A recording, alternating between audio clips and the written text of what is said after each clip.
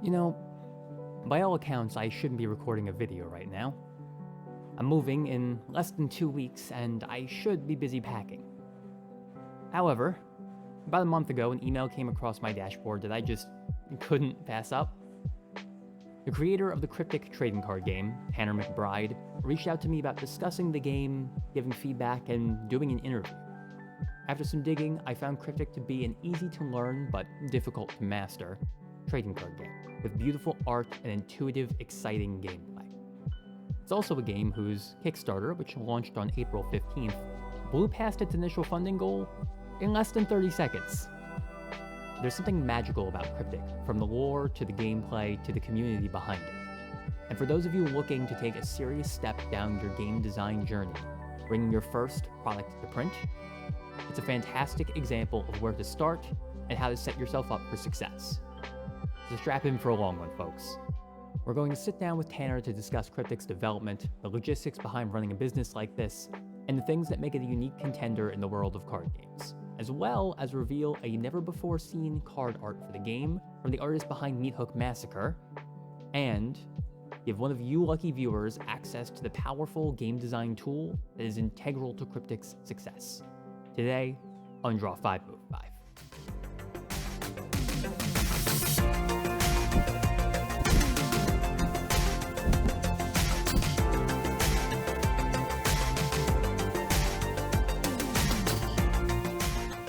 Hey everyone, and welcome to the table.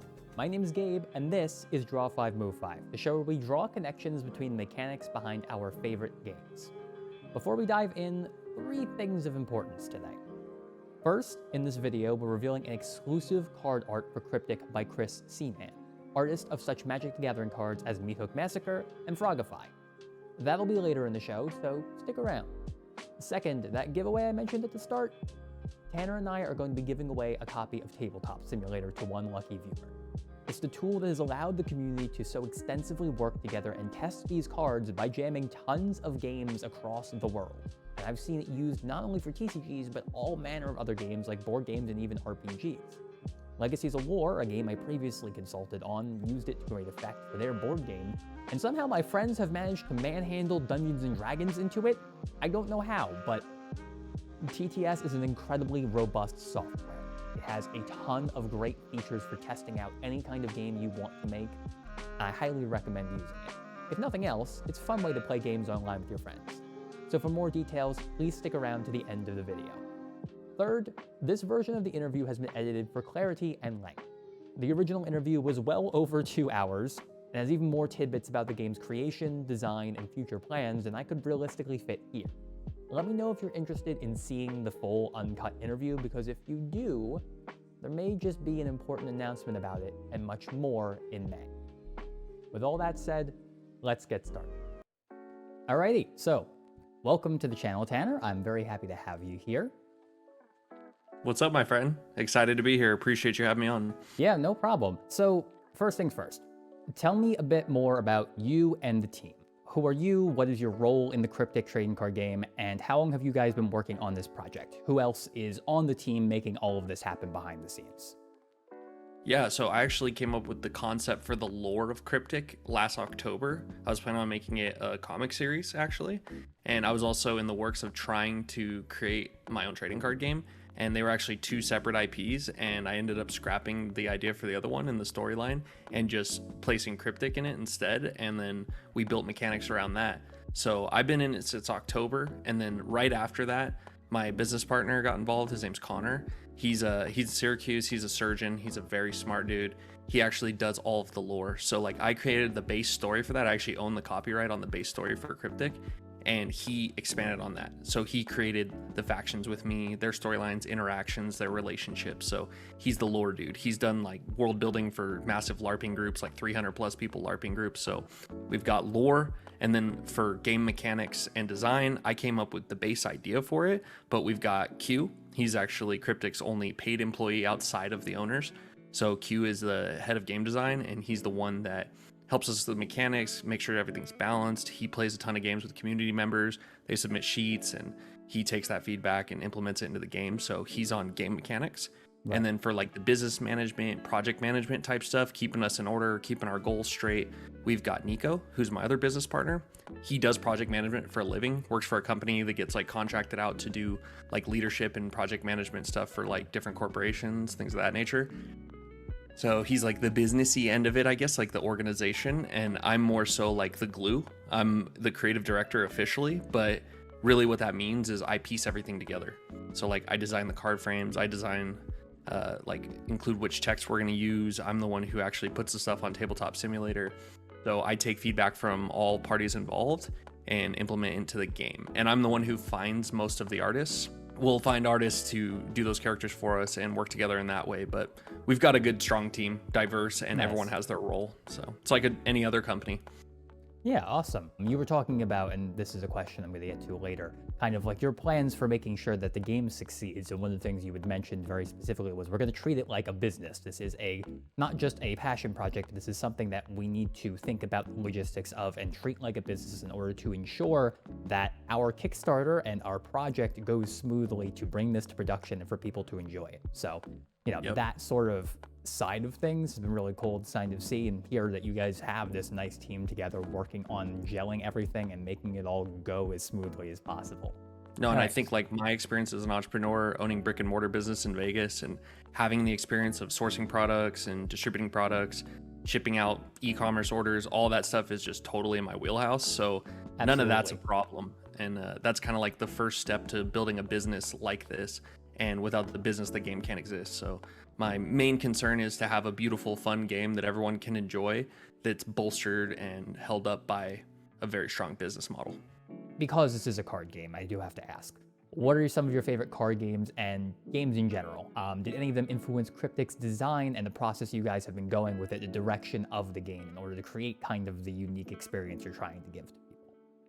Oh yeah, big time. So first of all, I'm a Magic player. That's my main game, not close for sure. A lot of the game itself and the mechanics were influenced by Magic, but also we got influence from Duel Masters. Kaijudo is a game that still actually exists in Japan, but isn't played in the United States anymore. And their resource system and how they can use any card as resource, I thought was literally a genius design. And I just absolutely love that design. But the game itself, Duel Masters, was not really well executed. The art wasn't really on theme with the players they were targeting, and it was a little bit too simple, and everything was at sorcery speed. And for those of you who don't know, I'm sure everyone that watches this channel knows, but they only can play stuff on their own turn. For those of you who are more Yu-Gi-Oh minded, think like spell speed 1, spell speed 2 sort of situation. Sorcery spell speed 1 if you're not aware of that. So okay, yeah. So our cards are played as spell speed 2. Yep. All of them. Besides the one that specifically say they're not. And in this set, those are specifically sweepers. So those are still only to be played on your turn so that you can't just get a massive value bonus playing them at the end of your opponent's turn. Yeah, I think I remember there was the one citizen you played during our game was a sweeper that could only trigger on your own turn, kind of just to blow, or no, wait, wasn't she either player's turn? The one that could blow my board when I had all the dudes on field? Correct. So that becomes a kind of tit for tat. How much do you want to commit? You don't want to overextend yourself. So it just gives you one more like avenue of strategy to explore, which I don't think that card's like broken or too good or anything. I think that that's just an interesting card to play around. Yeah, in maybe a gummier game state or in something where like we were having very intricate back and forth with like a lot of resources going on the table, absolutely that could have been crazy. In the situation we were in, considering the two decks and the matchup that was going on, it was more just kind of like a problem to solve, which is one of the things I love about games and game design. Games basically exist to give you problems and find ways to solve them, and that tactical way of trying to figure out what you think the best solution is and executing it is one of my favorite parts about playing the card games I play. Yeah, no, totally agree. And just like back where we were talking about with like me being a Magic player, I mostly play EDH. I mostly am a casual player. I'm not very hardcore competitive, but I do like to pay attention to the rules and mechanics of the game and know them well.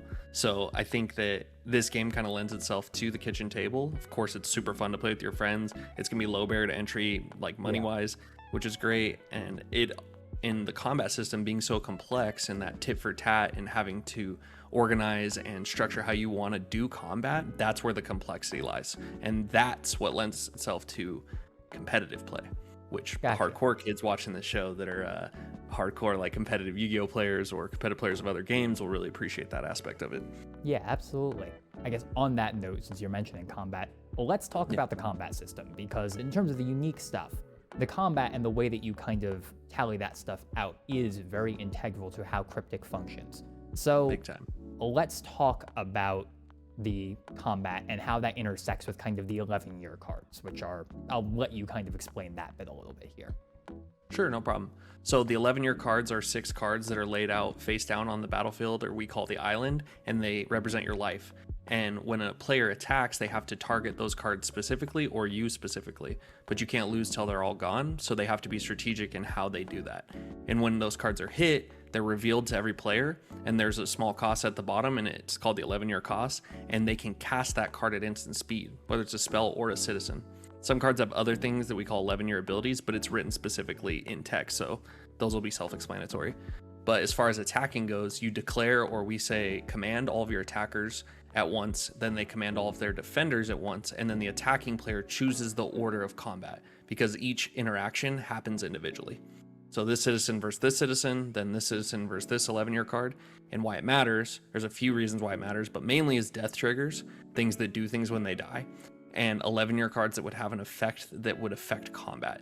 So if you hit an 11-year card that ends up being like, for example, a capital punishment that can hit 2 drops for 0 when it's flipped as an 11-year card, if you hit that card and it nukes your other attacker, you lose out. So you would most likely want the interaction between the citizens to occur first so that you don't risk losing your attacker. And of course, it'll make more sense when they actually see the game and see how it plays out. But the order in which you structure your attacks is very important. And it's very brain busting sometimes, because you're like, oh, I gotta hit him, but I've got to get rid of the 11-year cards. And like, what if he blocks here or removes this guy, and then it'll fizzle? And that's where the complexity lies. Like, it's simple enough to understand as a concept, so new players have no problem learning the game, especially people that have played other TCGs. But for the advanced players, the ones that really want to become like top tier Kryptik players, that's where they're gonna learn how to dominate. Absolutely, yeah. And I think this is one of the things that came up again in our test game that we did.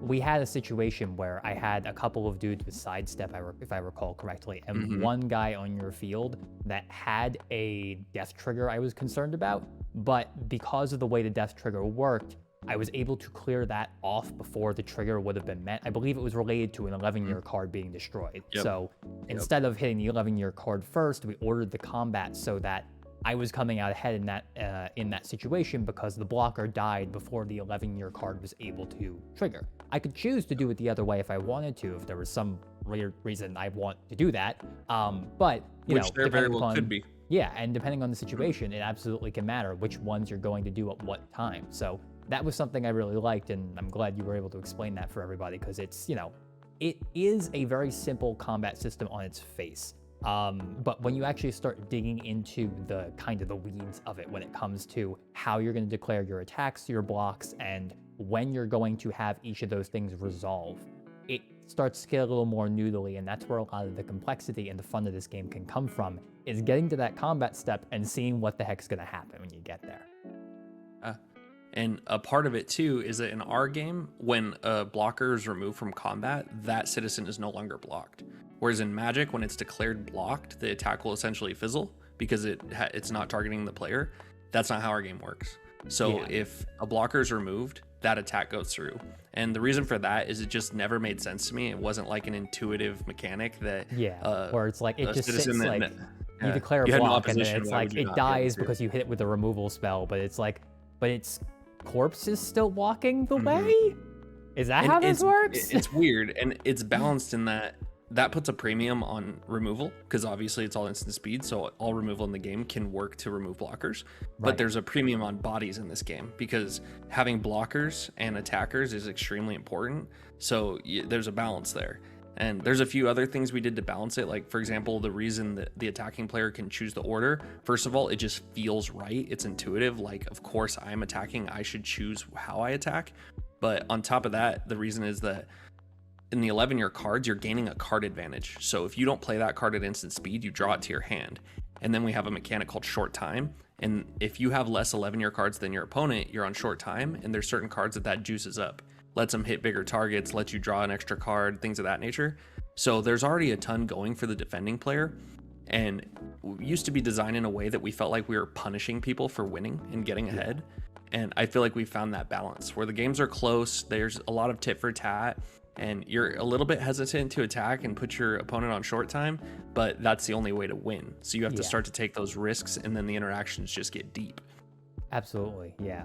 One of the cool things that happened, and I'm glad you brought up short time because that is one of the other unique kind of parts of this game, is because you guys use the 11-year system, and for those who haven't played or maybe who play other TCGs, if you've ever played the Pokemon trading card game, think about it like the prize card system for Pokemon, where every time you basically, take out one of their dudes, you either have to do take out all of the Pokemon they have, or the other way you do it is through the prize cards. And every time you kind of knock out one of the prize cards, it goes to their hand so they can use it later.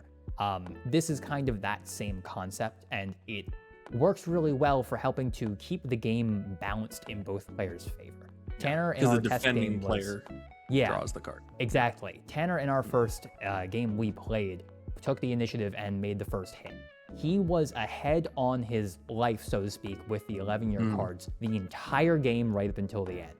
And because of that, I kept getting cards back. We were going back and forth. It would usually be a one-for-one trade. I think there was only one point where I was ever down by more than 2 cards at once. We kept trading back and forth, but I was always on short time. Because of that, all of my card effects were way more potent than they would have been otherwise. So I was able to reanimate my reanimator and be able to kind of keep cycling through cards and keep this sort of resource train running.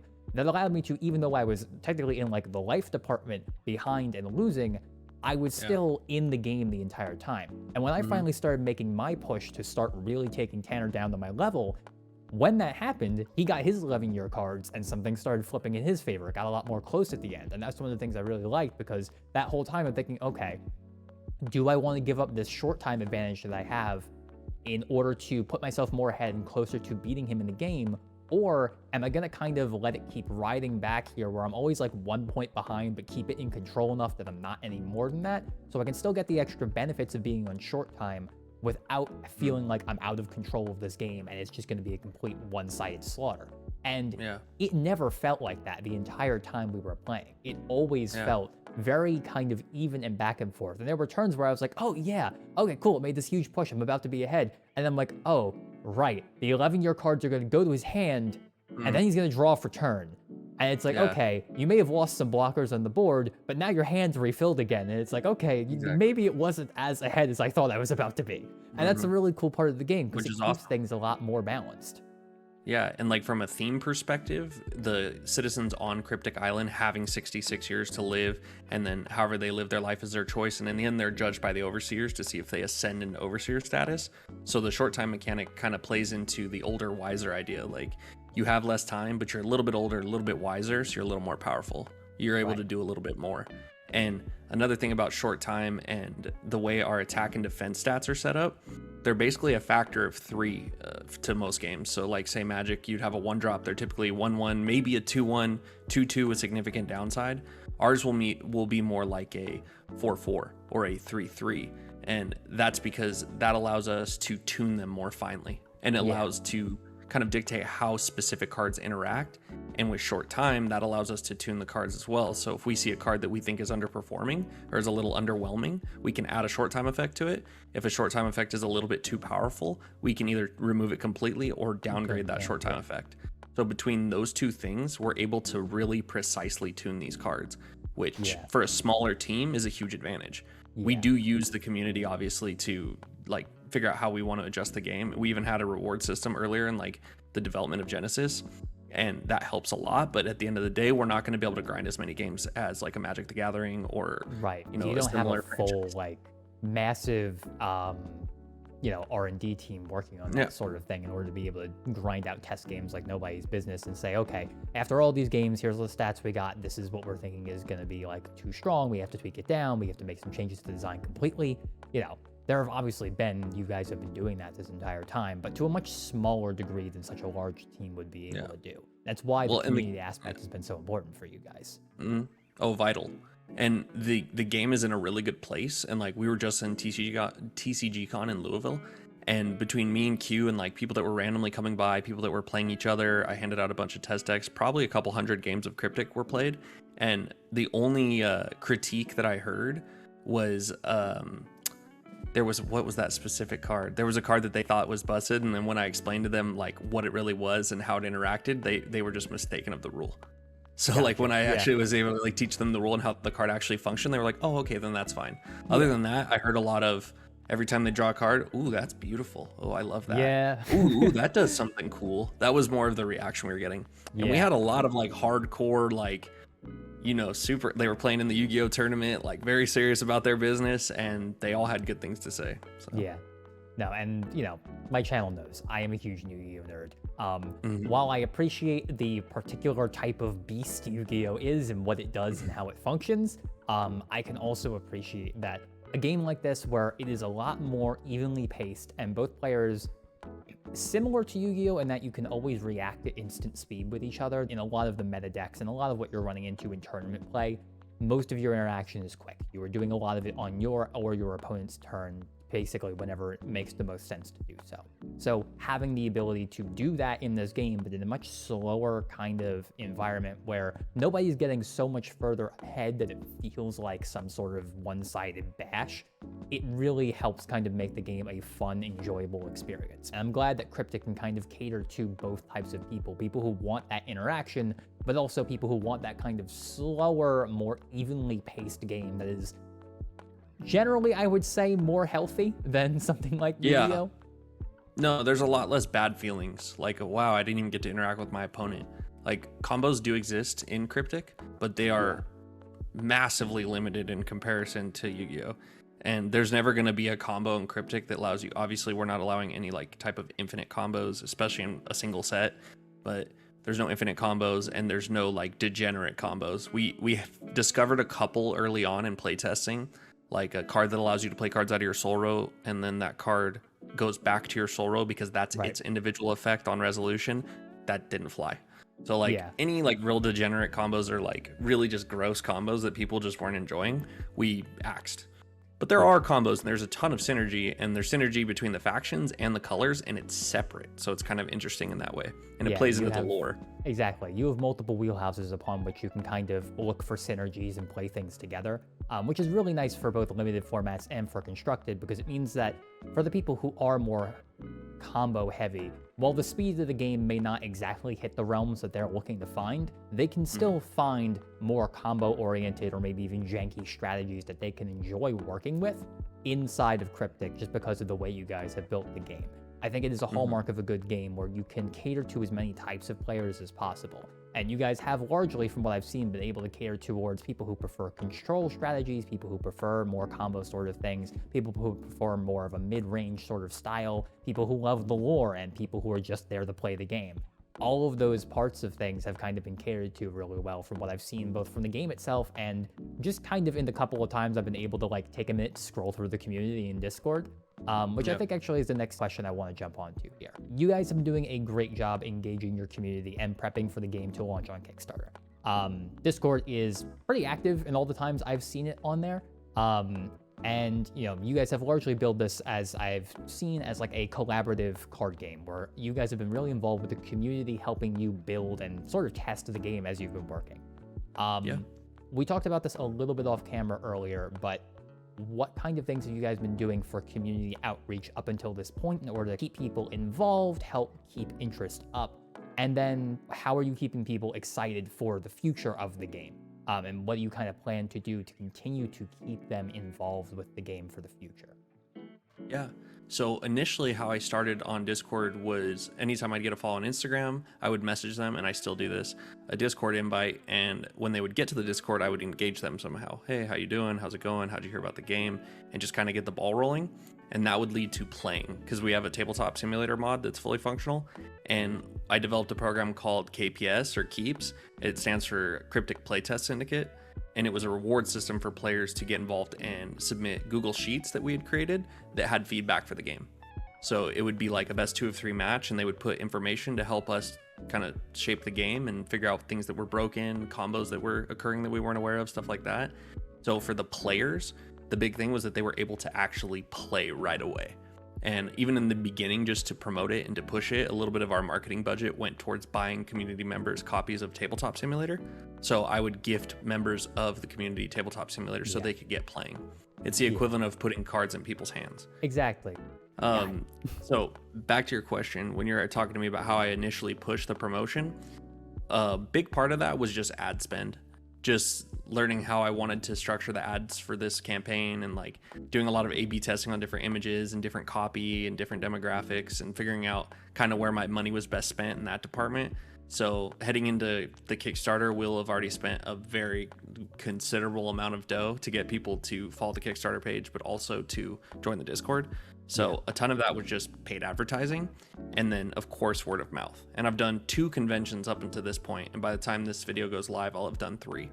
So I hand out test decks, I sit down and play with people, and as far as marketing and outreach goes, the most important thing I think I can do is push the actual game, because the players are the ones that support the game in the future.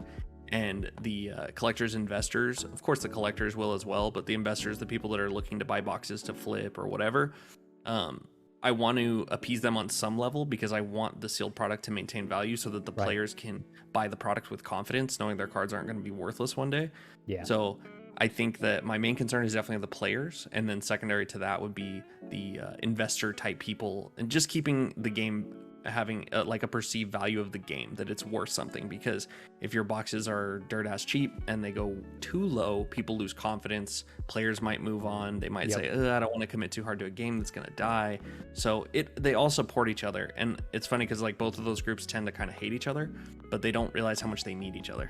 On the Kryptik website, there's a rough roadmap of this year and into early 2023, discussing what you plan to do with the game, from product printing and design to tournaments and all sorts of stuff like that. What are your hopes for the game's future? And a more grounded question, what are your plans for this coming year to make the game a success? We kind of talked about this a little bit, but for viewers here who are hearing about the game for the first time, and obviously I'm plugging the Kickstarter because I think the game is cool, but in the same vein, if they're going to support you guys monetarily with the Kickstarter to help the Kryptik launch, what can they expect to get in return, and what is their money really going towards? I think the big picture and like the huge focus is the play and the players, and getting people to play Kryptik at the store, to play it at their house, to play it online on tabletop. And the only way to do that is to push organized play. And to push organized play, you need to work directly with LGSs. I'm talking sit down and cold call LGSs and say, hey, have you heard of Kryptik? Oh, you have? That's great. Let me send you an LGS kit. I'm doing 250, 100% free LGS kits during the campaign. I've already established like 50 people that are getting them, that come with 2 mats, an exclusive promo card, and a couple test decks. And that's just to build those relationships, so I have that direct connect with those LGSs. So like for distribution, we're going to go with a hybrid approach where you can get it from your normal distributor like normal if that's what you choose, but we're also going to have a Kryptik Direct program where they can buy boxes directly from our warehouse in Vegas. So to like ensure the longevity of the game, it's about the play and getting people to actually play the game in person. And as far as like development goes and sets go, we've already commissioned like over, I think 30-ish pieces of art for Wicked Prophecy, our next set. So we're already well ahead of the curve on that. And we plan on having that on Tabletop Simulator when people get their physical Genesis boxes. So as soon as you get your boxes and you can play in person with the physical Genesis cards, you'll have the opportunity to continue like your journey of Kryptik in helping us play test and implement the new cards in Wicked Prophecy. And what's unique about our game is like we go so heavy on the community develop side of things that I believe that the community develop format, we'll call it, will be one of our most popular formats, is people just playing games with experimental cards, helping change the cards, helping fix the cards. I think that a lot of players are going to spend a lot of time playing those games, and there's really no other game that offers a format like that. And with the print and play files and the TTS, obviously that's a great thing, but for like from a traditional trading card standpoint, having like sealed events or draft events, the engineering of these products and these booster boxes is specifically designed for those types of events. Right. So there's the perfect amount of packs to run a draft. You can run a sealed deck, and since you don't need the dice or the tokens or the land boxes or anything like that, the LGSs don't have to do anything or get anything new to play these games. If I send them a box of Kryptik, they have everything they need to run an event. period. So if I'm setting them that, and then of course like reward structures, whether it's promo cards or playmats or anything that the players typically love to get, we send kits to stores and boxes, and that's all they need. It simplifies everything. And even like going beyond that, my focus after the Kickstarter is going to be to contract a company to build an app for organized play. And the big problem with organized play at the local level is that the data doesn't typically get inputted. So they'll collect the results and they'll be like, oh yeah, I promise I'm going to put it in there and you'll get your points for whatever reward system or journey that game wants to send you on. It just doesn't get done because it's a pain in the ass. They just ran the event. They just had to organize everything, collect all the payments. Everyone leaves the store. They just want to go home, you know? So I want to do it all in real time, including the matchmaking and the winners decisions, and all QR codes on an app. You show up, check into the event, which automatically gets you participation points. They can go up and say, who won? Scan your QR code. Who won? Scan your QR code. The app automatically does matchmaking for the next round, and you continue with your tournament, and when it's done, you're done. The data's all there, the winner's been established, and the prizes are handed out. So just removing barriers to store owners and players. Right. And like a booster box, for example, if people like to play like limited or draft formats, they can take a booster box of Kryptik to their buddy's house, and you got everything you need to have a fun night. And you guys get all the cards, you get the collectible aspect of it, but you also get to just play the game. And it's not like, oh, we'll go grab some dice, oh, we got to make some tokens, or do you guys have some basic lands on you, or anything like that. Nothing like that. Where do you want this game to be? Like, you know, let's say 5 years. Where are we envisioning that Kryptik ends up going? Is the hope that it becomes like a big, like, you know, one of the big guns out there with like, you know, rocking with Magic and Yu-Gi-Oh and Hearthstone and everything else, being able to like be an esport sort of thing where like you can go and like say, oh yeah, no, like I won this big championship. It's like it, or I went to this championship. It was huge. There were a ton of people there. It was a big, like a whole big event. Because that's, I think, one of the big things with community. Discord is fantastic, but it never really replaces the in-person tournament experience, you know, for good or ill, because there are always things that don't exactly go how according to plan. But generally speaking, I would say one of the magical things about card games and most like in-person gaming events is that they bring all these people together and allow you all to show up in the same room and kind of geek out over this hobby that you enjoy. There is nothing, the experiences they form in getting there, being there, and going home are something that I cannot properly describe how much they matter until like COVID took them away from us and we couldn't do them anymore. Exactly.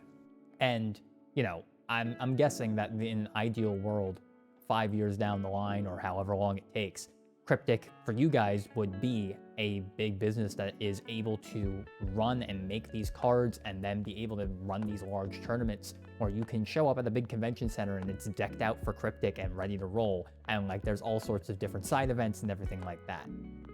Oh, I definitely see that for us in the future. I'm never going to try and say that we're going to try to like beat Magic or anything like that. But I think that the like niche of trading card games within like tabletop gaming in general has like a sub niche of like these newer like alternative games. And there is a certain group of people that are like really very highly interested in trying new games, learning about new games and their mechanics and their collectability, learning about the story of the game, the lore. Absolutely, so I think that my goal would essentially be to be like the king of that mountain, or we're like an alternative to the big three, maybe even something that people like to do like between Magic set releases, or they play Magic and Kryptik, or like switch back and forth. You know, you've got multiple people who play multiple card games. You want to be one of those ones that's in rotation there, where it's like you're kind of sitting not quite on top of like the mountain of the big guns, but like sitting on top of the indie mountain, basically, where it's like all of the smaller games. You guys are at the top of that and one of the most successful examples, and you are sort of starting to rock it with the big hits, you know. I think indie TCG is the perfect term. Like I heard that kind of more recently being used by a lot of people. And I think that being like the king of indie TCGs would be, I mean, from a business perspective, very lucrative, so that we could actually like pay more employees and run bigger events and do larger print runs as needed. And I think that that would be the goal. And we're building the foundation right now. So like establishing who's going to make the cards, who's going to design the cards, how they're going to be distributed, having all those things and setting them up in a way that they can scale.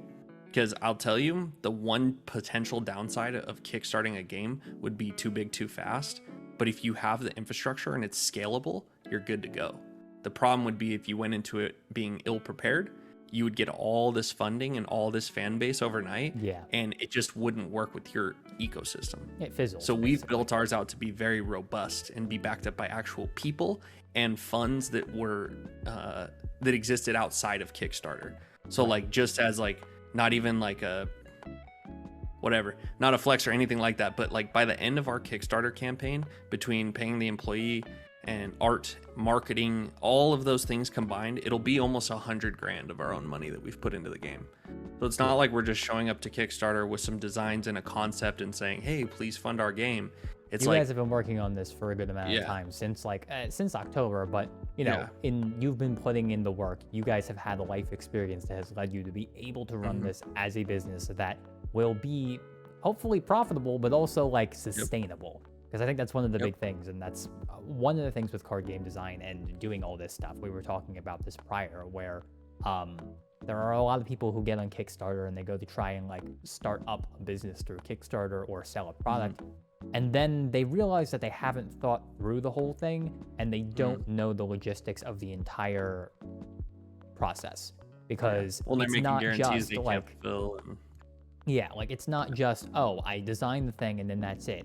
It's, I design the thing and then I have to find a printmaker, and I have to get test prints, and I have to see if those are even any good. I might need to find a second printmaker. I need to find somebody who can do the packaging. I need people who can design things. I need someone who can handle web outreach, because I'm a closeted nerd who doesn't go outside and I'm not super good with social media. You know, like, you need people who can handle a lot of these avenues, and that requires building a team and building infrastructure to make sure that you're able to handle all the different parts of it. Because when you're starting something like this, you're not just selling a product, you're trying to build some sort of rapport and a business that people can come back to and say, yes, I like this initial product. I would like more, please. And you can say, as the business owner or as the person who's involved with the product, yes, I understand. I'm glad you enjoyed it. Thanks for coming back.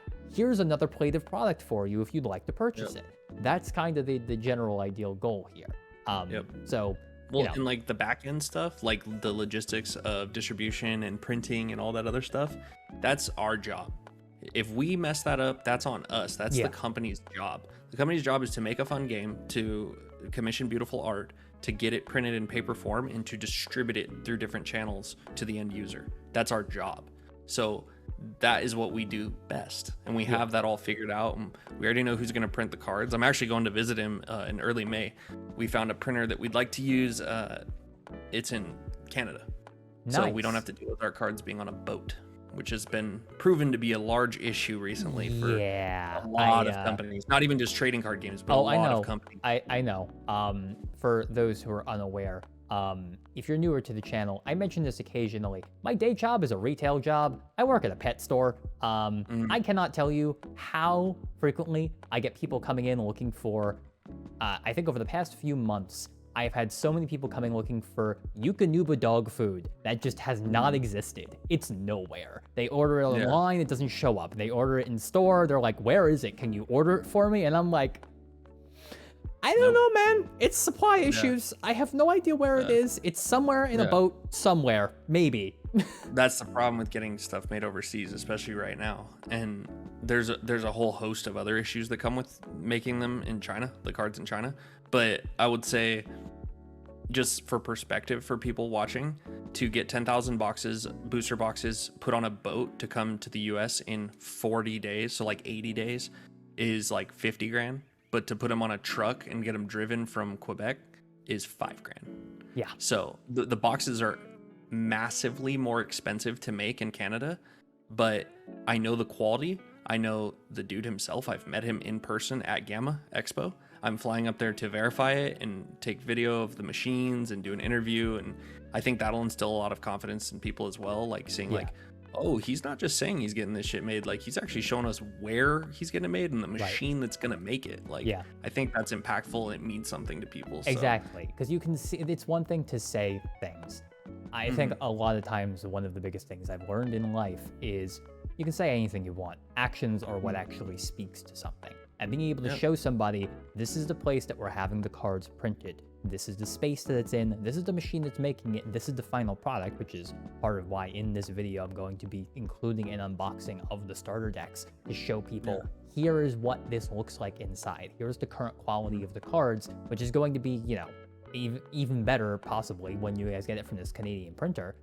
Yeah, there is we're actually going to use 2 companies to print. Certain things will be printed digitally and be on 300 blue core, and then others will be printed offset, which is like the large tumble printers that do like huge sheets and are cut from there. And those will be 310 German black core paper. They feel identical. Like you would never be able to like snap it, and that's kind of the test. You take a card and you like flick the corner, see how good the card stock is. They'll both just snap right back into place and feel good in the hand. So. Yeah. That'll be covered for sure. But like I said, some cards will be digitally printed for smaller runs, and that's just so that I can keep supply in a 30-day window. So if there becomes a need for me to do like booster decks, the product I told you about, that's like 25 to 30 card deck that could be used for sealed events, but also to bolster your collection, those would be digitally printed. And the reason for that is that I can get them in 30 days. Yeah. So if we're running into an issue where players are like, we need more cards, like kind of like other games recently have ran into this issue where people are like, I would love to play, but there's no cards for me to buy to play. So that would be something we could address in a 30-day window instead of a 120-day window, which would be typical of offset printing, because it's no joke to set that up. It takes time and a lot of money, and you better be printing a absolute heckload of cards or it's not even worth doing. So there will be like 2 different versions of cards, but like no one will be able to just look at them and be like, oh, these must be the 300 blue core. It definitely won't be like that. In terms of like supporting the Kickstarter, what can people expect to get for, you know, putting in, I know obviously the tiers are available for people to look at. They can kind of see, but to give people an idea just before they go over there so they have an idea. What is their money going to supporting, and what are they getting back for doing the Kickstarter support? So your money will go directly to the print run and funding like future marketing and the employee, which will then go, he's part-time right now. He's going to be full-time starting in June. So that'll go towards his salary. I'm currently not on salary, but the IRS actually technically requires you to take a salary at the end of the year because it's taxed as a C Corp. That's boring shit. So the box tier will be 111, and early birds of the Kickstarter will actually get like a mystery pack in addition to their box. And we did that for a couple reasons. Instead of like giving a discounted rate, I didn't want people to feel like, oh man, I would have loved $10 off my box. And then I also don't want people to feel like, oh, I wish I could get a mystery pack. So they'll be able to buy the mystery pack after the fact. Yeah. So they don't really lose out. They lose out on like the free $8 pack, which, you know, kind of sucks, but it's not like punishing people for showing up late, but it's also partially rewarding people that were there from the beginning. Yeah. So the lowest tier will be 49, and that gets you 4 starter decks. So the starter decks are 40 cards, and they're themed by faction. So there'll be like a human, ascendant, mystic, undead deck, and they have 2 booster packs inside of them as well. So that was a nice touch that we decided kind of last minute. We were initially just going to make them cheaper, but only by a few dollars.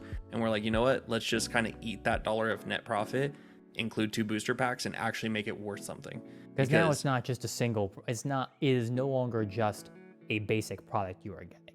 You are getting 4 like distinctly, you know, reprintable products that are all basically the same, but then 2 unique items that are always going to be, okay, you know, crack open the pack. You might have somebody else who draws a similar pack to you, but it's your pack. Like that part is distinctly yours, and that's really cool. And the pull rates will be the same. So like the 1-of-1 cards and the ultra rare chase cards, those could potentially show up in starter decks. So you really could pull something insane out of one of those. And since our cards are like so cross compatible and like there's a lot of synergy with different factions, you're almost guaranteed going to get at least a few cards that you can add to that deck, that you can actually modify it and start to build your own deck out of it.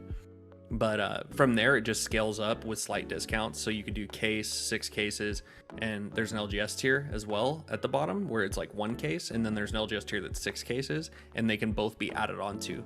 So for the most part, the tiers just involve boxes and cases of booster boxes, and there will be some bonus items and some stretch goal items, of course. But as far as like the starter decks and like the potential play mats, and you know, if we decide to do a binder, like things of that nature will always be add-ons, and that's because I want people to decide if they want those. I don't want them to be built into tiers and people to be like forced to do it. So The shipping as well will be built into the Kickstarter. There will be no backer kit and there will be no external software that we need to use. The US shipping is just based on like current USPS and UPS rates. So those are accurate and would be what you would pay anyways. And the international are averages taken from around the world. And we definitely skew towards the low end so that people on average will actually be paying less for the shipping for their boxes. But like if you want 6 cases sent to Germany, that's very costly to ship. And there's really no way around that. And we, unfortunately, we just have to charge the customer for it, or else that would be kind of robbing the other customers by not giving them that same free shipping opportunity. Yeah. So like smaller add-on items like booster decks, and like if we decide to do a die, like if there's a die add-on that there might be, things like that will not be, there won't be any additional shipping charge. So you could just add those as much as you want. And if it does end up spilling into the next size or next weight box, Kryptik will just cover that. Yeah. So it makes it easy because you pledge once, charged once, and fill out one survey, and it's over. That's the entire involvement. Like I said, barrier to entry, simplicity, making things quick and easy and nice. So it's all built in. I'll build out a survey that when you're done and your money's collected from Kickstarter, you'll fill out. That'll basically be like your shipping address and like vital information that I need to actually get the product to you. Other than that, it's just booster box and starter decks are the only 2 SKUs really. The booster decks will be included as well.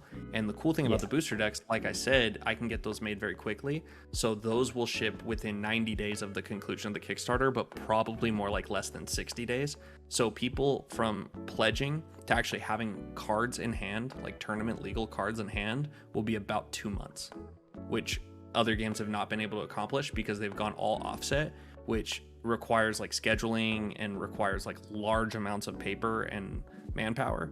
So it just takes time, unfortunately. And also like being limited to not getting your cards made in the United States or North America like we are, it makes it very tough because you have to get it all at once and you have to put it all in one giant Connex box, and it just becomes like kind of a logistic nightmare. And that's like one of the unique things about our campaign is that people will get their cards way sooner than they're thinking. You know, like some games you literally wait for a year to get your stuff. That would not be the case in our game at all. I'm handling all the fulfillment with an employee of my other business. I have a warehouse in Vegas, so all of it will be shipped directly to the warehouse. We already have area cleared out for it. It's already established, ready to go. I already know which boxes I need. Obviously I have label printers for like other business endeavors and things of that nature. So I'm just going to do them one by one, make sure they're right, and ship them out myself. Palletize them, send them to FedEx, UPS, and USPS, and get it done that way. So even if there's 4,000 backers, which would be great, it's just going to be 1 month of my life where I'm just shipping out backer kits. But it's only one time, you know what I mean? This is like the literal kickstart to the business. So future models will be different and structured differently. So I would say obviously keep an eye out for that. But as far as the Kickstarter goes, they can actually look on our Instagram and there's a layout of how all the tiers are actually priced and structured. Nice. And I know a lot of that as well is going to be on the Kickstarter page itself. So anywhere they go, basically, they should be able to find it all. Yeah, the early bird thing will be, I think we're doing the first 11 hours. Okay. Yeah, I'm pretty sure. We may do 24, but 11 is thematic, and it's kind of reasonable to think that nobody's sleeping for more than 11 hours, so nobody should miss out technically. That's so and I want to limit it somewhat because I don't want it to get so out of control that it's like literally everyone that pledges is in the first day. I know the campaign will grow over time though, because we have a structured plan for announcements, and that's going to be for art announcements, product announcements, and lore announcements, all separate. So every single day there will be something to do with the campaign. It's going to be like a 30-day party. So nice. And I've got a couple of absolute bomb announcements that are going to be like very, very talked about on YouTube. Because you know me, I'm like a YouTube guy. Yeah, I know. And you've been working with a lot of other, I know I've seen during the course of the, I think 2 weeks so far, maybe I've been in the Discord since we started planning for all this. It might actually, I think I only hopped into Discord like a little over a week ago.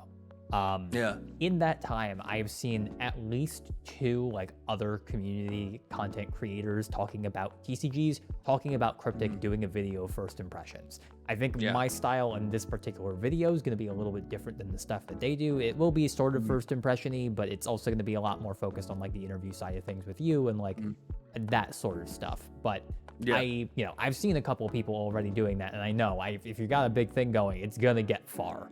Considering between the Discord, your own content creation, and then the rest of the content creators you've talked with, and probably interfacing with them to let them know, hey, big announcement about this game that you helped us with. Ta-da, here it is. So. Yeah. And that's the key. And like YouTube is literally the key to getting everyone in the space to know about your game. Even if they don't click play, even if they just see the thumbnail and they see the word Kryptik, and like later they're served an ad on Instagram, and then later their buddy goes, hey, I think I'm gonna buy a box of Kryptik. You go, oh, you know what? I've actually heard of that. And that's what gets people to go and to pledge. And then the later announcements, like the announcements we do in the last like 7, 5, and 3 days, we have 3 separate announcements planned, will cause massive spikes in pledges. So, and I've kind of seen how these play out in like exclusive cards and exclusive game pieces and stuff that are only given to people that back the Kickstarter, that are announced, that actually have substance, that are announcements that where you're actually like, you pulled that off. That's wow. Those will cause massive spikes at the end of the campaign. So yeah, stoked, man. Speaking of being stoked for announcements, I think it's time we reveal that piece of art you've been waiting for. I'm excited to share with you all the first, hopefully of many, piece of art for the Kryptik Trading Card Game by Chris Seaman, the mind behind Meat Hook Massacre and Frogify.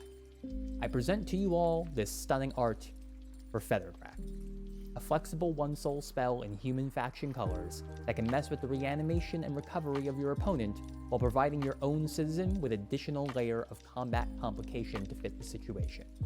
While Ascendant and Undead may currently be my favorite factions, I look forward to trying other strategies that can employ this beautiful art. Thank you for this fantastic piece, Chris. Now, let's dig a little more deeply into the game design part of this discussion and talk about how a card like Feathergraph may have come to be. One of the things we were talking about previously that I found kind of fascinating is how largely your guys' process for designing this game has been focused more around the lore as the starting point, since this was, as you were saying, kind of a combo. It initially started as this comic idea that eventually bled into a card game, and then the card game became kind of the vehicle for the comic. In that respect, you've been very lore focused in how you've been designing the cards. So, can you tell me a bit about the card design process for Kryptik, both like from the lore perspective, but also just like how it's been for you guys as card game designers? Because I know a lot of people, some of the people here have been doing this before. Other people are on the newer side to the card game design field and like any of that sort of stuff. So what has the process been for you guys in designing these cards compared to other trading card games, and just in general, your experience doing the card game design side of things, kind of coming up with ideas, how you've siphoned those from lore into designing a mechanical product that functions the way you want it to and is reminiscent of that idea. Yeah, so the lore, like the biggest integration is that you're a citizen on Kryptik Island, and the 11-year cards represent your 66 years of life on the island. So that was a pretty easy piece of lore to implement, and just playing into the fact that the citizens you summon from your hand are actually your allies on Kryptik Island, and then your enemy sits across from you, and your objective is for them to face judgment and be negatively judged, not ascending into overseer status, which causes them to lose the game. So that part of it was pretty simple. As far as the numbers go and the actual card designs go, it was very mathematically driven in the beginning, like a lot of spreadsheets, a lot of calculations, and a lot of like A/B comparison to not only other games, but like the cards that we had decided we wanted to actually implement into the game. So in the beginning, it was a lot of math and like, how are these cards going to interact like tit for tat, and just kind of getting that dialed in and reined in so that no cards were like terribly imbalanced. Then we applied unique effects, so things that, you know, cause them to destroy 11-year cards or draw an extra card, or even fun stuff where they swap, things of that nature. And then we tried our absolute best to figure out how those cards were to be penalized on like an attack and defense standpoint, because if you're going to juice a card, you also have to nerf it in another way, or it's just simply better than the other card sitting next to it. So we had to figure out how we wanted to like nerf other stats to get those cards to be a bit better, or to like make them a little bit harder to cast, or only produce one color instead of 2 colors. And there's a lot of factors when it comes to balancing these cards, but once we got a hang of it, and once we kind of got a template and a little bit of a rhythm going, it became a lot easier, and we started to understand the power level of different effects.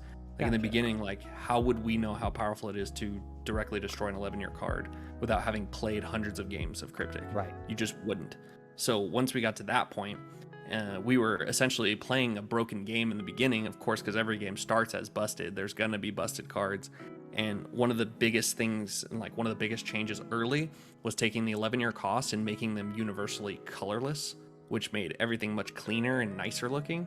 And then we decided that if it was in the cast cost, you couldn't have it producing a color that didn't exist within the cast cost. Because in the beginning, playing on the like friendly faction idea, we would have cards that would have their faction colors and provide their enemy or friendly faction colors according to their like position in the role or in the lore and in the story.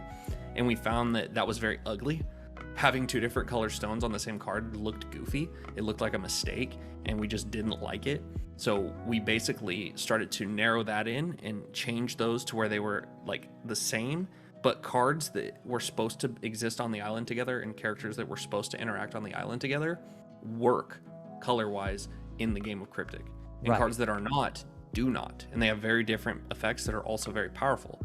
Not to say that they can't be ran together, because we don't have any like hard rule on mixing factions, but it basically plays so hard into the lore that the colors that make sense together and the cards that make sense together also have relationships and interactions on Kryptik Island in the story. So balancing those things is a whole lot easier when you've got a team of 4 people that each have a job, because we can always send a card back to somebody and say, how's this work flavor wise? That's not really the flavor of the character. You kind of missed the mark. Okay, cool. Let's work on a new effect for that card. Yeah. Implement that on the card, change the colors accordingly. And like it even goes as deep as like certain Ascendant faction members. There's 3 like sub factions within the Ascendant faction that are like good, evil, and neutral. So like those cards will be white, those cards will be black, those cards will have black and white, and it actually matters for the story, but it also matters for gameplay. Nice. So I'd say like from a design perspective, it's mostly just grinding games and spreadsheets. That's pretty much what designing a game is. It sounds like a lot of it then started as, the process of it sounds like is basically, you'll started with stat sticks, where it was just a card that had some numbers on it and no like specific abilities. It was just, okay, this cost this much, this is the power and toughness or whatever, you know, however you want to describe it. And these are the colors we're thinking about using. And then from there, okay, we've got kind of an idea of this. Let's add on what we want the ability to be. Let's add, you know, whatever thing we think is going to be interesting. Then a lot of playtesting, which makes sense. And the result of that is tweaking certain things. And all of that being done through a frame of mind focused on the lore. Understanding that as you guys were kind of evolving the game and changing things, you wanted it to try and mimic the story of the game, such that things like the colors worked together in ways they were supposed to, because that's how it is in the story of Kryptik when it comes to Kryptik Island and the citizens and how they all interact and spend their time in this strange pocket dimension world separate from wherever they initially came from. So I would say, like, just to give them a brief idea of what that is, the overseers are the ones that are running the island, and they can go to these worlds they've created and snatch pieces of the world and the citizens attached to that piece of the world. They throw it on Kryptik Island as like a world quill, and Kryptik Island is basically a crucible where they're just fighting to survive. And if they end up making it, they're 66 years, because you can die naturally of battle or illness. If they make it, they're judged. They either ascend into overseer status or they die.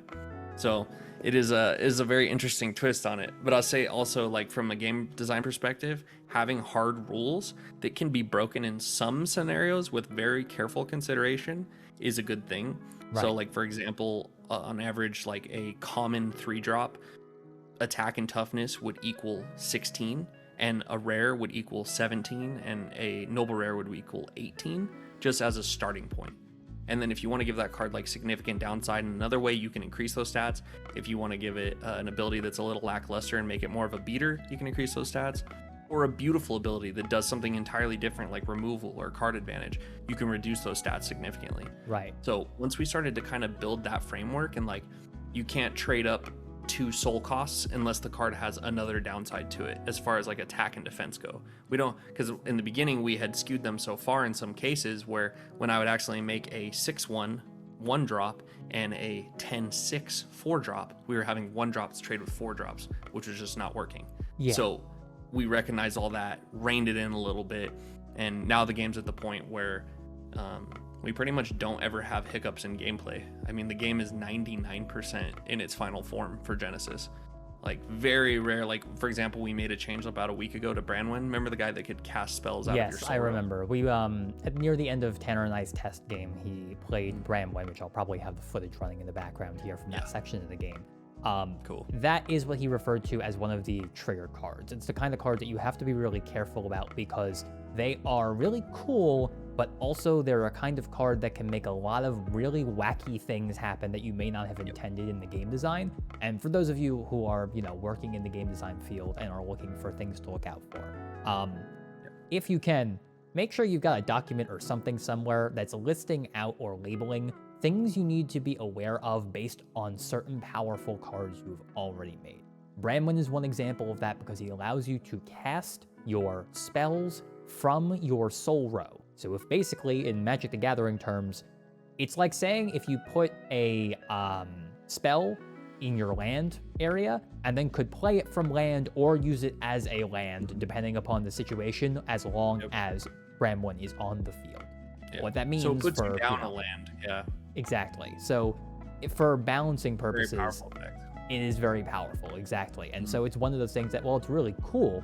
You have to be careful in the future of, okay, we need to be careful about spells that interact with the soul row, or if they are cast from the soul row, or what happens to them when they leave the field. Because all of those sorts of things are the kind of words you have to look out for, knowing what Bramwin does. You make an entry of some kind for him on a list that he's a trigger card, these are the things he cares about. Whenever you design one of those cards, double check them.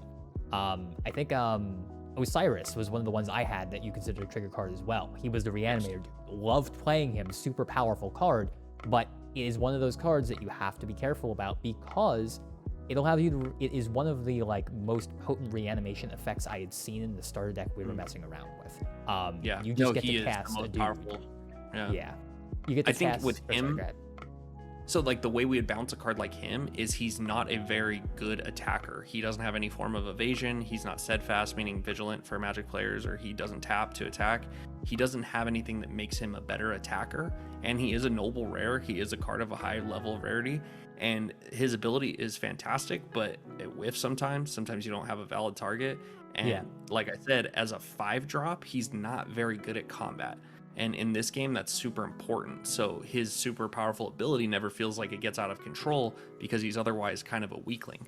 So like with Branwen, how we were playing, you could cast spell cards from your soul row, but it also reduced the cost of those cards.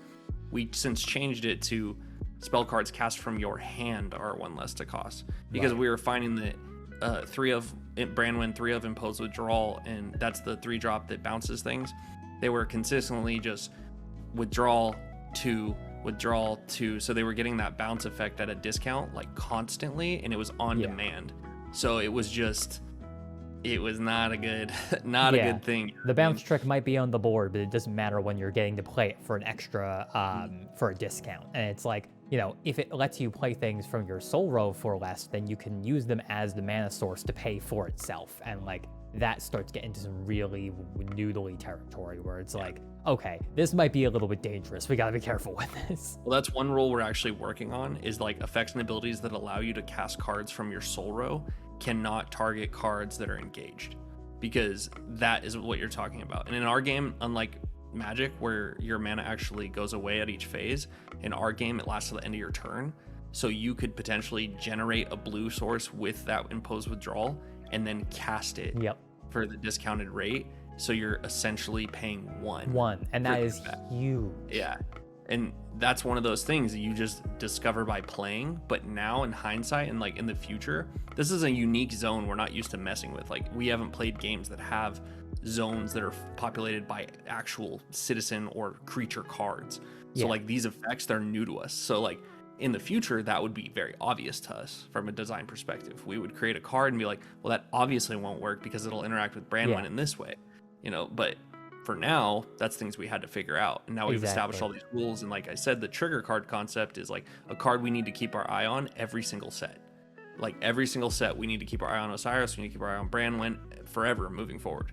Yeah. And having those trigger cards in a system of checks and balances for those cards is going to be the key to good game design moving forward. I worry about people hardcore players breaking the game or like breaking specific cards. But that worry has gotten less and less to the point now I'm confident that won't happen. There may be a tier 1 strategy that is above the rest by a small margin, but I don't foresee our tournaments being 7 of the 8 in the top 8 are the same deck.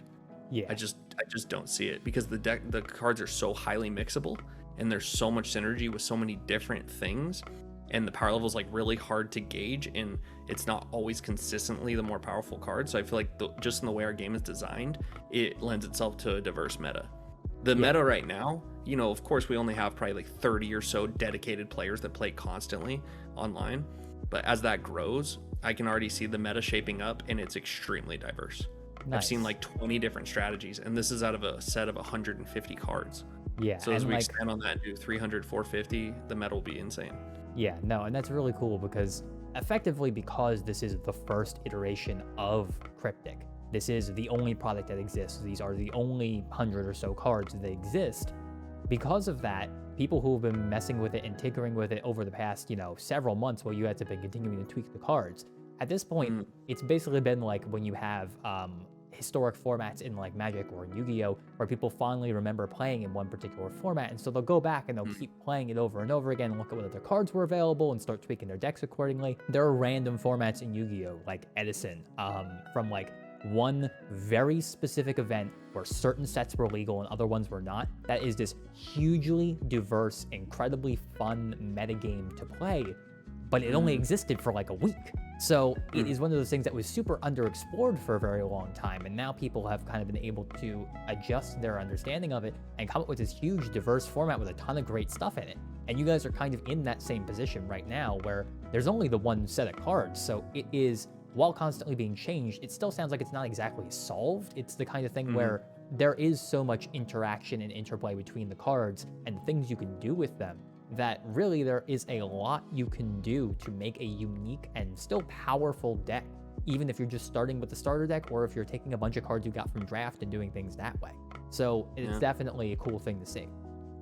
Yeah, I can't wait to expand the cards. Like, it'll be great when we have 300, 450. Like, that's when it's going to really, really start to pop off and be a lot of fun.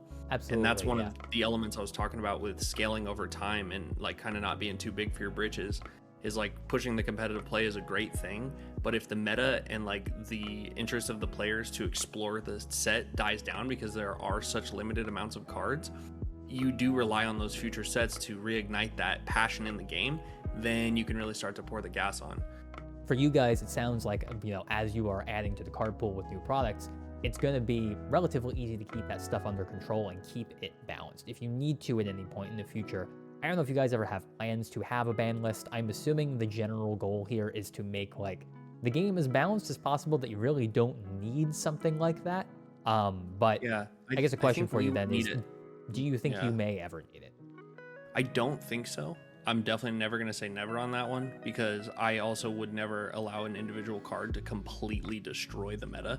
And I don't foresee us making that mistake. Our game,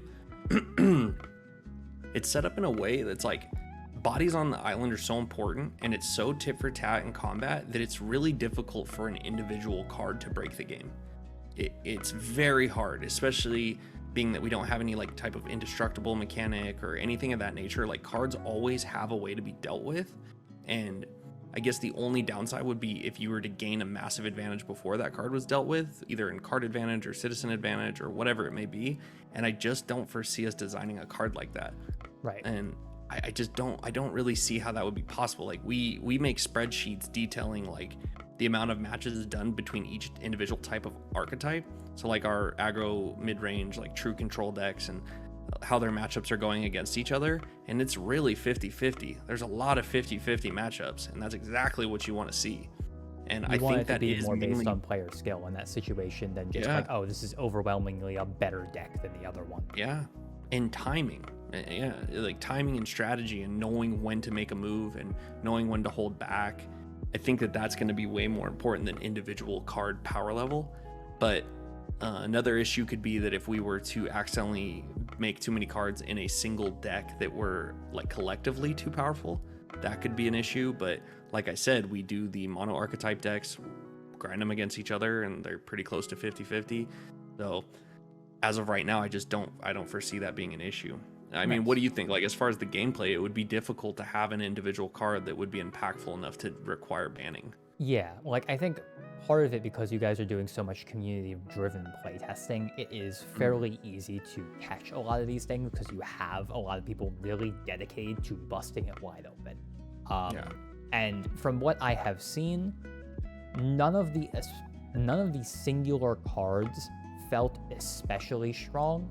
That also is just with my inexperience with the game, though. Like, True. when I started, the first card you played, I think, was Cleo. And I looked at that and I'm like, it has haste and it draws you a card when it died, I believe, or something like that. And I was like, Yeah. that's crazy. And then like everything else started coming down. I'm like, okay, no, actually that's like par for the course. This is like a good card, but certainly not like overpowered by any sense of the word. It's just a guy that gets you an extra card when it dies and it can attack on the first turn. It's a weenie, so it's not that strong in the first place. So that's how you make up for it, you know? That's just basic game design stuff. So, you know, It's having almost seen it compared to the other cards in the pool and what other stuff we kind of did during the course of that game, there were certainly some cards that were stronger, but I think in most situations, there wasn't anything that felt especially busted in any way, unless it was like maybe with some of the ones that had the short time upsides. But the short time upsides are meant to be short. They're meant to be upsides for you being behind in the game to a degree. And I think that is okay for those effects to be a little bit stronger for intention to get you back. You know, when I cast, I forget the name of the spell, but I think it was like, I want to say like Corpse Raid or something like that. Corpse Heist. That one, yes. And you pay 3 and you grab out of any pile. You pay and you grab from any of the graveyards, and if you're on short time, you can do something up to 5 soul cost or mana cost, for those of you who don't really have the terms down. So you're gaining like a selection advantage and a 2 mana advantage. Exactly, and being on short time, I was able to use that to kind of flip things around, because I basically proactively forced, I believe that was the situation where I forced your the board wipe on the stick lady. And then when everything died, I cast Corpse Heist on short time, brought back Osiris, and then cast another dude back from my graveyard. And it was like, okay, cool. So now we're back in it because we've just forced the one thing that was really causing me a problem and now brought everything back.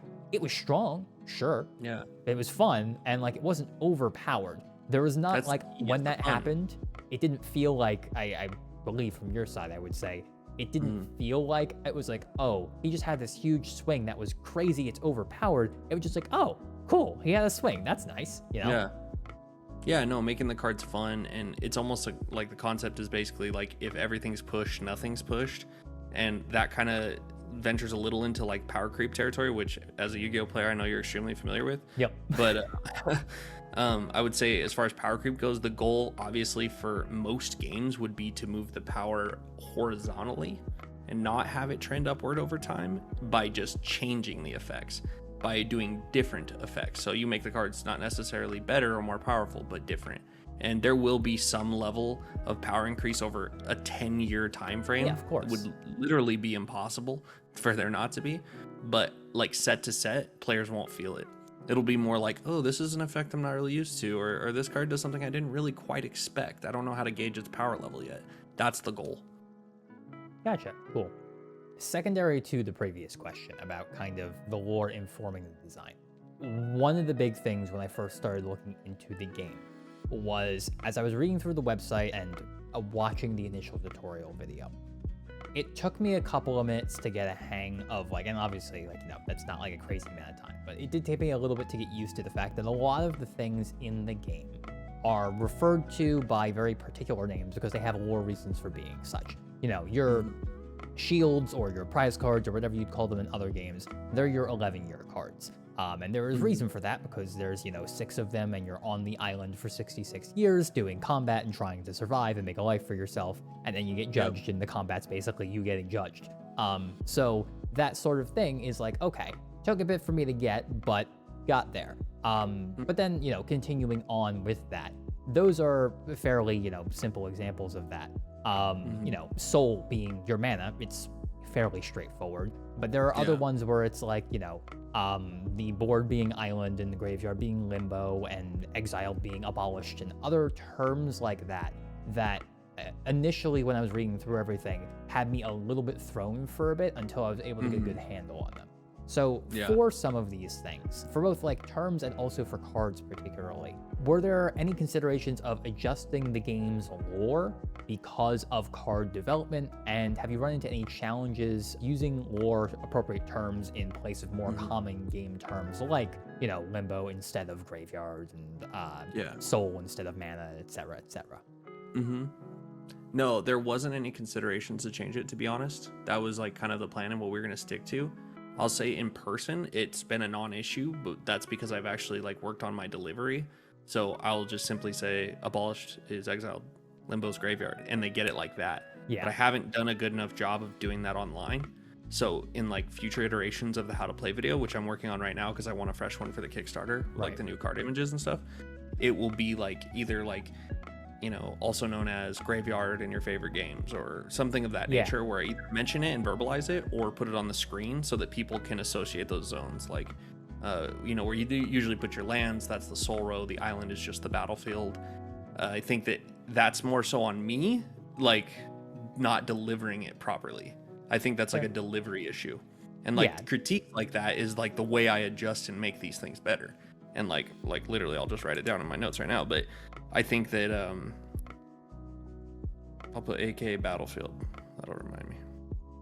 But yeah, I could see how that could be confusing, especially for something like Limbo and Abolished, because you're like, are these two zones that I interact with like consistently, or like what does that actually mean? Whereas Abolished really means removed from the game, like in Magic as exiled. So you may be able to interact with that card on some level in future sets, but for now consider it to be outside the game. Exactly. And like how if I early could just verbalize that goes a long way. Yeah, like in the same way that like how early iterations of Yu-Gi-Oh! Banished or removed from play was what that was. And usually for the first like 6 sets, you couldn't touch remove from play. That was just a zone that never got, it wasn't even a zone. It wasn't a part of the play mat. It was just like, everybody has to put them somewhere, but you don't really have a distinct spot because they don't put a spot on the mat. But yeah, no, I know what you're saying. And I guess on the same front to that, was there ever any consideration as a result of designing the cards to change the lore, kind of go in reverse direction? Or has it basically always been, we're trying to make the mechanics match the lore and never go the other way? We're like, oh, actually, in designing this card, we found that, you know, having the lore people working on it along with the designers, realizing like, actually, I kind of like this take on the character or on this particular citizen or on the way this works better as it's mechanically represented here than I do in the original lore. Let's make an adjustment to the story of the game as a result of this mechanical instance in this game piece. Yeah, no, it's definitely gone in both directions. There's been times where we designed a card and the functionality of the card actually inspired the story. And then there's been times where vice versa, we designed a mechanic based around a particular character and their story on Cryptic Island. And then it's even gone as far as we've told an artist, you need to make a human citizen for the game, and they know the vibe of the game because they've created other citizens. And we would then take their piece they give no direction on the piece, and we would build a character and mechanics around their piece, giving us that little bit of like a narrower window. It's kind of like the lack of options, and it's like forcing the creativity. So there's even some pieces in the game that were already pre-existing paintings from like different artists on Instagram and ArtStation, like that I would just love. Like Wolfric is a prime example. I saw the Wolfric piece and I was like, have you used this on anything yet? He's like, no, it's a personal piece of my collection. I was like, please let me purchase this off you. And I purchased the rights to put it on a card, and we created the character of Wolfric around that illustration. And then his ability came later from his vibe of being the tough guy and the overlord of the undead. So it happened in all directions.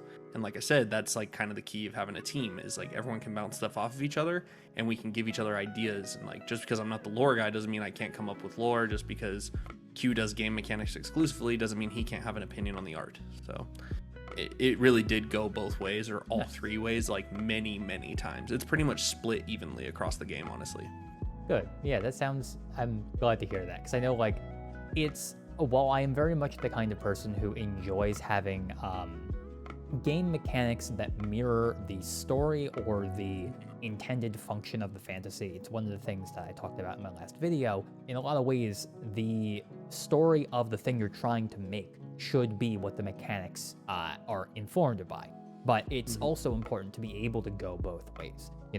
For D&D's case, for example, most of the time you're trying to emulate what it feels like or what you think it would feel like to do or be this type of person. So for a fighter, if you're like, okay, I'm going to swing this sword and I'm going to try and hit, it's like, okay, well, why are we using a D20? Well, because everybody can have a bad day and everybody can have a good day, and sometimes you just mess up, sometimes you do fantastically. But the bonuses are there to make sure that the more experienced you are and the longer you've been doing this for, the more likely you are, even if you're messing up, to do well against somebody who's not especially strong and to still, mess up against somebody who is stronger. Those sorts of things are designed based on the perceived understanding of, like, we are a person who goes stronger over time, and so our abilities and our things, even though there is some chance involved, as there always will be in most things we do in life, those sorts of things become more possible and easy to do because of our experience. That's what those modifiers stand for. And in the same way, being able to kind of go, take the lore, turn that into mechanics, it's a great way to do things. But at the same time, as you said, going multiple different directions and being able to splash back and forth between the different directions of doing that, inspiring different parts of the game with other ones, it's always a great thing to have, so that way you can kind of make the best version of the game possible by taking inspiration from all the sources you can find in it. Oh yeah, super cohesive game. Like, our game, I believe, implements the lore into the gameplay more heavily than any game I've ever heard of, and it's not close. And a part of that too is like the mechanics of like soul cost and soul production, and those colors associated with it matter and match up to the lore. And that's something that Connor and Q had to work together on to like really closely make sure that everything was making sense and it wouldn't be confusing for people and say, hey, well, this guy has these colors, but in the story he's friends with these guys. That doesn't make sense. You're right. We didn't ever want to run into that. So is a very that's just how our team is, though, man. Like, I'm telling you, everyone's got their role, and it's become this like dialed system of back and forth. It's just become so easy. I was going to ask what makes the game unique, but I feel like we've already kind of covered the big points on that, which is like the fact that it is, one, the couple of very specific parts of the game with the 11-year system for the cards and the way the combat works. And also then like the fact that it doesn't require any extra pieces. Those were, I think, the three big selling points. Point. Yeah. Which we talked about this a little bit here already earlier when we were talking about drafting and things like that. For those of you who haven't looked into the game yet, Kryptik has a couple different formats and ways you can play it currently. There's the standard 2-player sort of, one person versus the other. There is Crucible, which is the 4-player, a little bit more like Commander and Magic the Gathering, but you don't have a commander as of yet. They haven't really decided. I don't think that's going to be a thing, but you're not really sure yet. An idea for that. Okay. But Crucible is going to be a very dynamic format, not really competitive like EDH. Yeah, so there's Crucible that they're working on currently, and that's a 4-player tournament, 4-player variant. Which is functional on tabletop already. Yeah, I know. There's a mod there that you guys can download. In addition to, there's 2 mods basically on Tabletop Sim. There's the regular 2-player mod, and then there's the 4-player Crucible mod. And on top of all of this, there's also sealed and draft that you can do with just the booster boxes, because, as Tanner stated a few times during this interview, there are no extra components. And when I first started looking at it and I was reading through, my honest opinion when I was reading through the website and looking at everything, I'm like, okay, so in terms of game design, it feels kind of like Magic the Gathering smashed together with, like, from my understanding of it, because I hadn't played Deckmaster or Kaijudo, I was like, okay, this feels like Magic's like main systems meets Bakugan's energy system meets Pokemon's prize card system. And I was like, okay, well, that's cool. It's different than like how other people have done it. But then I was like, okay, and the other big thing is there's no extra pieces. And I was like, okay, well, I mean, it's cool. It doesn't feel especially like crazily unique. But when we sat down and we started playing with it, for one, it is cool, but it is also the combination of the things is what makes it unique. For those of you who have watched my previous video, which if you haven't, go check it out. I'll leave a card up there in the corner somewhere. we were talking about like how you kind of get ideas for different things. And my second point in that video was stealing is your best friend. You don't want to wholesale one-for-one rip something off. It is important to iterate and vary on it. But one of the ways you can do that is by taking different systems that you like from other games and inspiration from other media and add them all together, throw them in a mixing pot, and figure out how they can interact together in a different way so that when you're done, you have something that is a different game. It may borrow pieces from others, but the whole package is a unique experience. And especially for the fact that you guys don't need any extra pieces, it's just the box you can sit down and play with. That is huge. I didn't realize how huge that was until we started playing and talking about it, because I was like, oh man, this is cool. And I was like, wait, okay, so like I'm a trading card game player. I have a, and also a, RPG player. I have a bag of dice lying around in my room, and I always have dice near me somewhere. But if I don't have dice, I don't need dice to play this. I can sit down with somebody who's never played a card game before and just be like, hey, do you want to play this game? I have these 2 decks. It's all we need. And you can sit down and you can do that. And as an ease of entry thing, as a lowering the barrier to entry thing, that is massive. From a convention perspective, like we're gonna be having booths at every major convention in the US from here on out. I can actually get decks made that are test cards that have 25 on each side in a little tuck box for, say I get 10,000 made, I can get them for $2 or $3 a piece, hand them to the person. It has a QR code on the back with a how to play video. And I tell them, here's a deck you and your friend can play. You don't need anything else. Go sit at that table over there, watch the video, and have fun. It's reduces the barrier to entry in every single way possible, like money, effort, learning curve, and it is going to be the key to our success, in my opinion. Because like from a person that plays games, and I've gone to like conventions and like just went to Gamma, learned about a bunch of distribution and different card games and board games. When I learn to play a game, I'm so much more likely to check out the Discord, to check out the Instagram, to do any of those things, because I'm like, oh, I know how to play now, maybe I will give it a shot. And just reducing the time and effort required to do that for players over the course of like thousands of players that are exposed to the game at conventions and stores, it'll spread like wildfire. There's nothing you can do to stop it. And especially if they're getting those cards for free or at a discounted rate, and they go to their buddy and say, hey, want to try this game? There's just nothing anybody's going to be able to do to stop the spread of Kryptik when all that stuff starts to happen. Exactly. Like I have, that's all by design. Yeah, exactly. Like I have the, I have some of the product that you'd sent me here, which, I'm going to put a little sponsor tag on this video for those of you who are not aware, but obviously Tanner reached out to me to do this whole project. This is, not something I initially had sought out doing, and I did get some product as compensation. We'll be clear about that up front.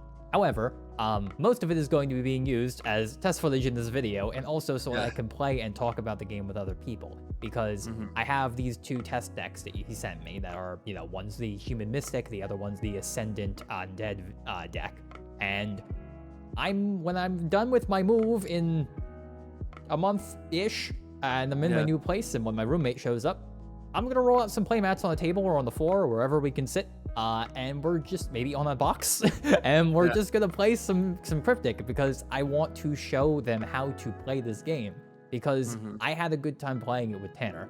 I'm fairly certain most of you who like card games and who like kind of like more mid-rangey card games that are a little bit less crazy than Yu-Gi-Oh, but just like card games in general, I'm fairly certain most of you guys are gonna enjoy it if you pick it up and try it. And I cannot emphasize enough how easy it was for me to get a handle on it.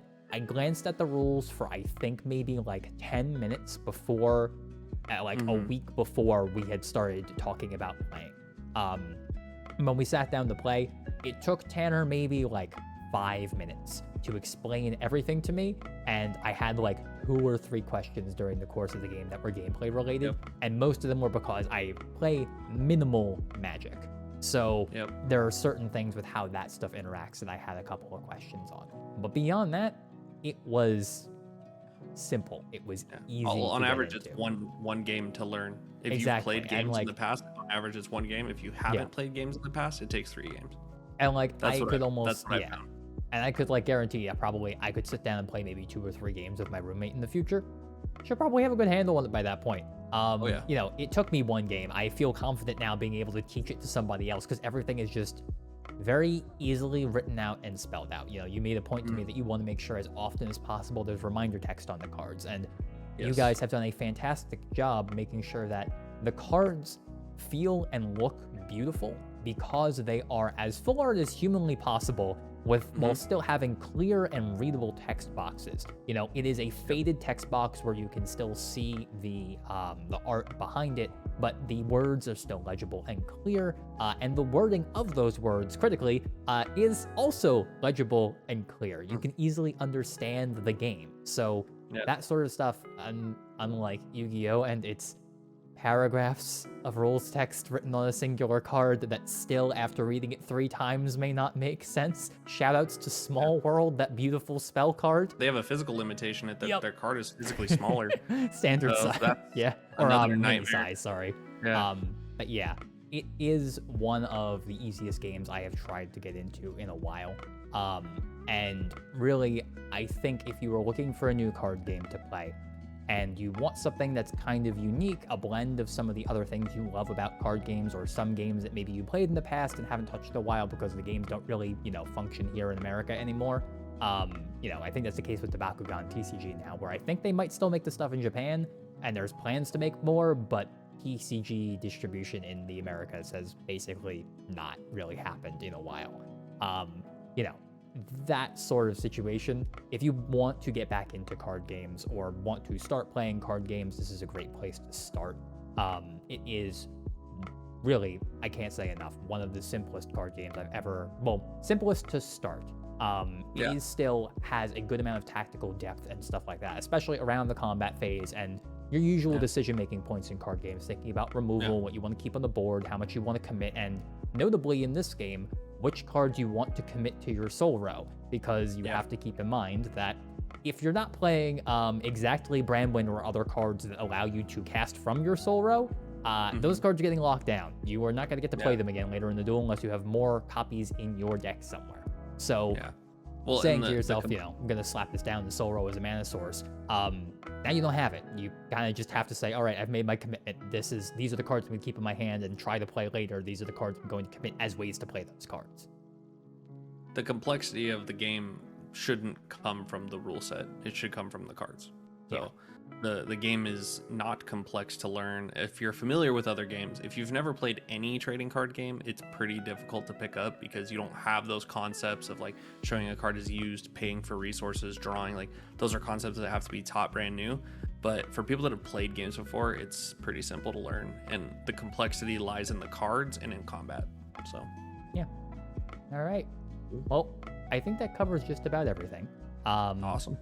Thank you, Tanner, for coming out here today. I really appreciate you coming on so we can talk about this lovely game, which I'm very excited to support on the said Kickstarter, which should be live now at time of release. If you guys are interested in the game, feel free to check it out on the Kickstarter or on the website.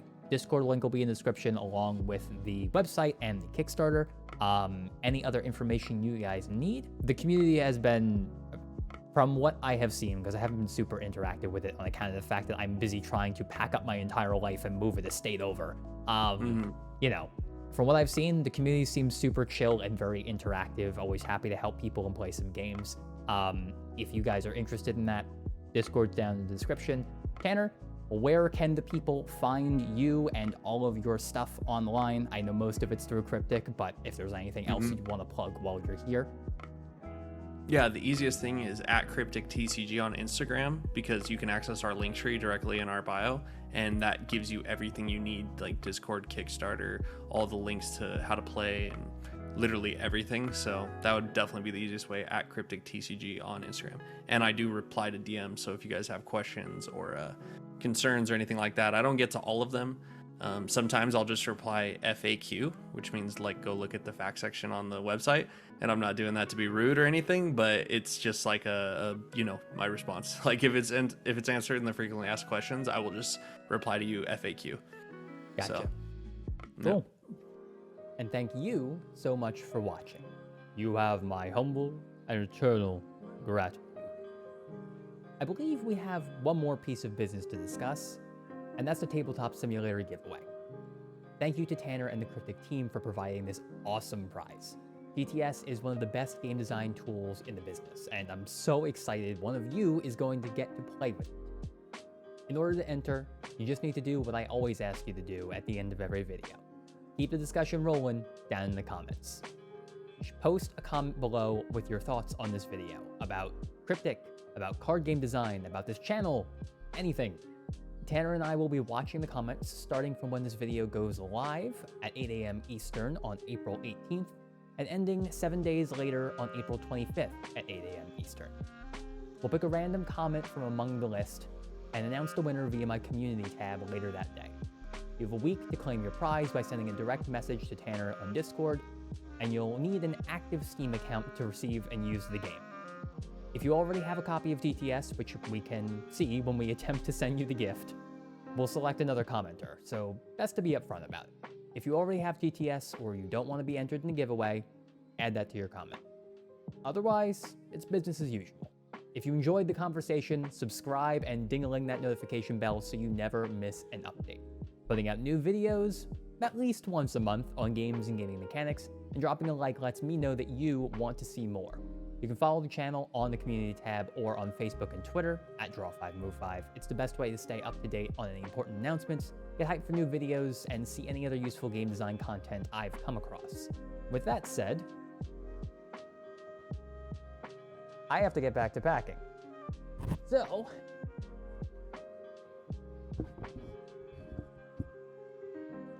my name is Gabe. This is Draw5Move5. And until next time, go have a good game.